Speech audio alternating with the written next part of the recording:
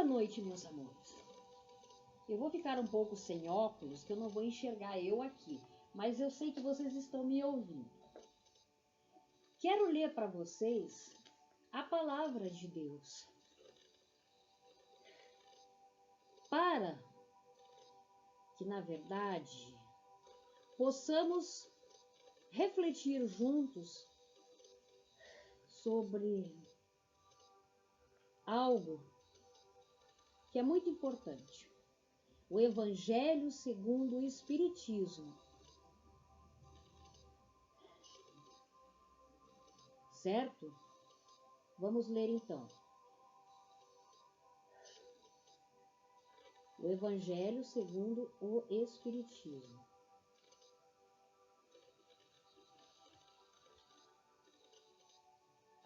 Fala o seguinte: meu reino não é deste mundo. Meu reino não é deste mundo. Pilatos, tornando a entrar, pois, no palácio, e tendo feito vir Jesus, lhe disse: sois o rei dos judeus? Jesus lhe respondeu: meu reino não é deste mundo. Se meu reino fosse deste mundo, minhas gentes teriam combatido para me impedir de cair nas mãos dos judeus. Mas meu reino não é aqui. Pilatos então lhe disse: sois, pois, rei? Jesus lhe replicou: vós o dissestes, eu sou o rei. Eu não nasci e nem vim a este mundo, senão para testemunhar a verdade. Qualquer que pertença à verdade, escuta a minha voz. São João, capítulo 18, versículo 33, 36 e 37. Ele fala sobre a vida futura, gente.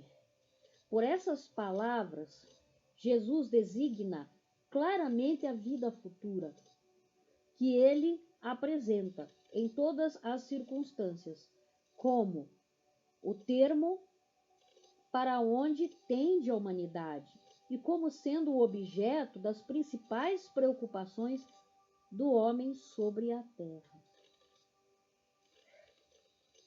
Todas as suas máximas se dirigem a esse grande princípio. Sem a vida futura, com efeito, a maior parte dos seus preceitos de moral não teria nenhuma razão de ser. Por isso, aqueles que não creem na vida futura, imaginando que ele não fala senão da vida presente, não os compreendem ou os acham pueris. Esse dogma pode, pois, ser considerado como ponto central do ensinamento do Cristo.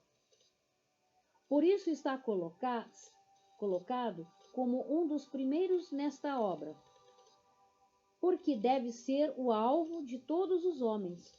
Só ele pode justificar as anomalias da vida terrestre e concordar com a justiça de Deus. Os judeus não tinham senão ideias muito incertas quanto à vida futura. Acreditavam nos anjos, que consideravam como os seres privilegiados da criação, mas não sabiam que os homens pudessem vir a ser um dia anjos e partilhar sua felicidade. Segundo eles, meus queridos, a observação das leis de Deus era recompensada pelos bens da terra, pela supremacia da sua nação, pelas vitórias sobre seus inimigos. As calamidades públicas e as derrotas eram o castigo de sua desobediência. Moisés, sobre isso, não poderia dizer mas a um povo pastor, ignorante, que devia ser tocado, antes de tudo, pelas coisas deste mundo. Mais tarde, Jesus veio lhes revelar que há um outro mundo onde a justiça de Deus segue seu curso. É esse mundo que ele promete àqueles que observam os mandamentos de Deus, e onde os bons encontrarão sua recompensa. Esse mundo é o seu reino. É aí que ele está em toda a sua glória. Amém. E para onde vai retornar ao deixar a terra. Entretanto, Jesus, conformando seu ensinamento ao estado dos homens da sua época, não acreditou dever lhes dar uma luz completa, que os teria ofuscado sem esclarecê-los. Porque não o teriam compreendido, ele se limitou a colocar, de alguma sorte, a vida futura em princípio, como uma lei natural a qual ninguém pode escapar. Todo cristão crê, pois, forçosamente na vida futura. Mas a ideia que muitos fazem dela é vaga, incompleta e por isso mesmo falsa em vários pontos. Para um grande número, não é senão uma crença sem certeza absoluta. Daí as dúvidas e mesmo a incredulidade. O Espiritismo veio completar, nesse ponto, como em muitos outros, o ensinamento do Cristo, quando os homens estavam amadurecidos para compreenderem a verdade. Com o Espiritismo, a vida futura não é mais um simples artigo de fé.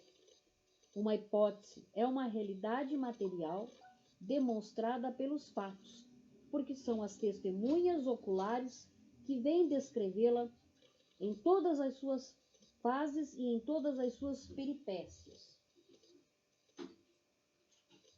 De tal sorte que não somente a dúvida não é mais possível, mas a inteligência mais vulgar pode fazer ideia do seu verdadeiro aspecto, como se imaginasse um país do qual se leu uma descrição detalhada.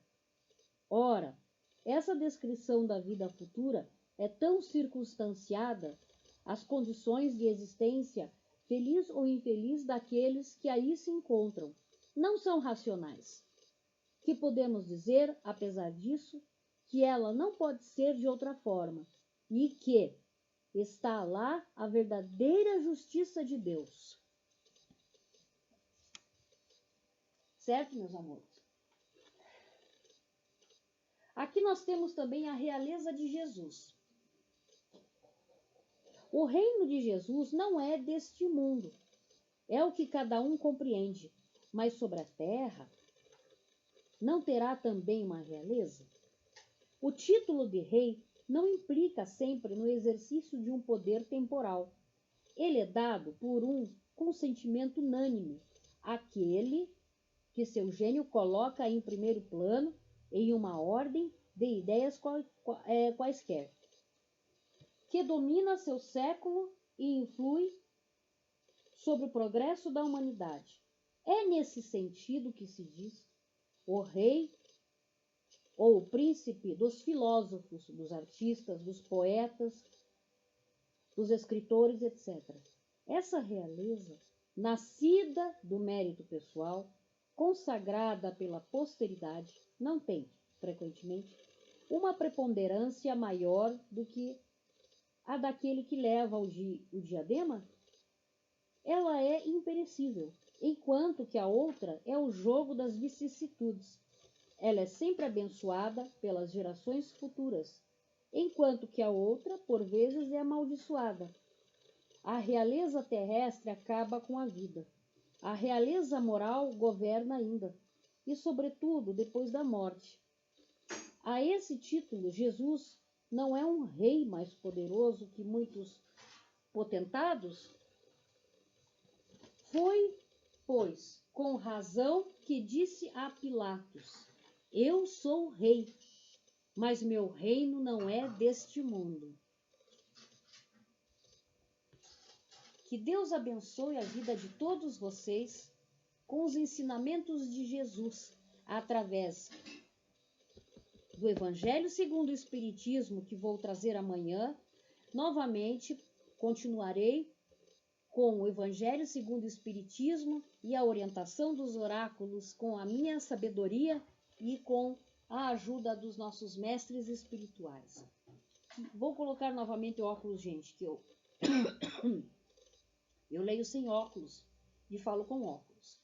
Um grande abraço a todos, que Deus abençoe a vida de vocês grandemente e que durmam bem. Bom dia para quem é de bom dia, boa tarde para quem é de boa tarde e boa noite para quem é de boa noite. Um beijo a todos.